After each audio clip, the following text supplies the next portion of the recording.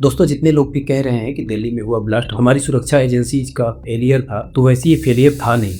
अब जैसे जैसे जांच हो रही है, सच्चाई सामने आ रही है, उससे पता चलता है कि इन आतंकवादियों ने ये ब्लास्ट बहुत ही जल्दीबाजी में किया, पकड़े जाने के डर से। पिछले 2 दिनों में जितने भी आतंकवादी पकड़े गए, ये जो आतंकवादी जो डॉक्टर खेल रहे थे, तो ये आतंकवादी भी डर के मारे फरीदाबाद से भाग करके दिल्ली आ रहे थे और इनका यही मकसद था कि इससे पहले पकड़े जाएं, उससे पहले ही हमें जो करना है वो कर दें। और इसी जल्दीबाजी की वजह से उन्होंने जो इनके पास एक्सप्लोसिव था ये पूरी तरह से तैयार भी नहीं कर पाए, क्योंकि उस बम में अभी छर्रे नहीं डाले गए थे, नट बोल्ट नहीं डाले गए थे जो फटने के बाद फैलते हैं और लोगों के शरीर में घुसते हैं, जिससे और भी ज्यादा कैजुअलिटीज होती है। कुछ रिपोर्ट्स तो ये भी कह रही हैं कि इनका उसमें जो रेसिन जहर उसको भी इसमें मिक्स करने की कोशिश थी, लेकिन वो सारी चीजें ये कर पाते उसके पहले सुरक्षा एजेंसीज ने इन पे शिकंजा कसना शुरू कर दिया और उसी घबराहट की वजह से ये फरीदाबाद से दिल्ली की तरफ वो एक्सप्लोसिव जो इनके पास था वो लेकर के भाग रहे थे। जो ब्लास्ट हुआ वो पता नहीं इन्होंने जल्दीबाजी में जानबूझ करके किया या फिर मिस हैंडलिंग की वजह से हुआ, इस पे अभी पूरी तरह से कोई खुलासा नहीं आया है।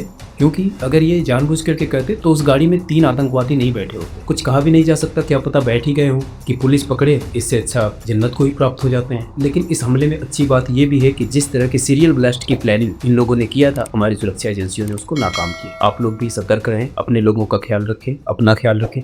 जय हिंद।